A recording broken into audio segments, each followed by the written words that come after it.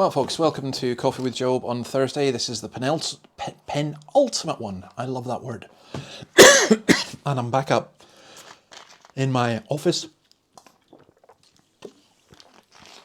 for Coke with Job.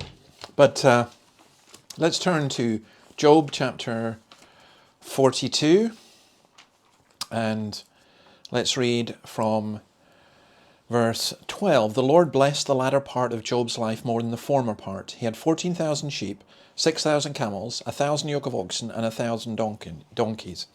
And he also had 7 sons and 3 daughters. The first daughter he named Jemimah, the second Keziah, and the third Kerin-Happuch. Nowhere in all the land were there found women as beautiful as Job's daughters, and their father granted them an inheritance along with their brothers. Now that's fascinating. 7 sons and 3 daughters. The great blessing of having a family. Now let me say straight away, over many years of ministry I've been deeply conscious of those, and maybe someone who's even watching this, who would have loved to have had children but have not been able to. And in the providence of God, that's a hard providence. And yet I remember one lady saying, well, do you know, in one sense I've not had any children, but in another sense the children in the church are mine as well. And I think that's true. And sometimes there are people who have children and, let's be honest, they don't see them necessarily as a great blessing. But they are. One of the problems in contemporary society is not overpopulation but depopulation. Because people see children as almost like an accessory, something that you add on towards the end of your meaningful life. Whereas children are a blessing from the Lord. And here he adds 7 sons and 3 daughters. And it's interesting, the emphasis on the daughters. The daughters are both named and given an inheritance. And that was not the custom in those days. And the names, Jemimah maybe, means dove. Keziah means cinnamon. Kerin-Happuch was a highly prized black eyeshadow. It's like calling your door mascara. They were unusually beautiful.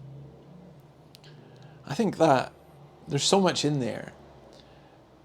Family blessing and old age. We'll come to the old age bit tomorrow, but all gifts from God, all gifts of God's grace.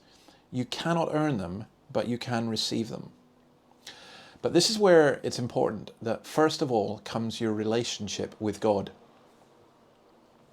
Seek first his kingdom, and all these things will be added to you. Job had thought he would never be happy again, and yet it was extraordinary how God blessed him at the end of his life. I love Isaiah 61, and maybe we'll look at it again tomorrow, because I think it is the message of Job that God brings comfort into broken lives. He brings healing. The Spirit of the Sovereign Lord is on me, because the Lord has anointed me to proclaim good news to the poor. He has sent me to bind up the brokenhearted, to proclaim freedom for the captives and release from darkness for the prisoners, to proclaim the year of the Lord's favour and the day of vengeance of our God, to comfort all who mourn and provide for those who grieve in Zion, to bestow on them a crown of beauty instead of ashes, the oil of joy instead of mourning, and a garment of praise instead of a spirit of despair. They will be called oaks of righteousness, a planting of the Lord, for the display of his splendour. Well, what's the old hymn that says, count your blessings, name them one by one? Job went through enormous pain. Job also experienced enormous blessing. And all of us will have some taste of both of those things. But we look to the Lord to provide. We look to the Lord to sustain. We look to the Lord to comfort when our blessings are taken from us or we don't receive particular blessings that we want.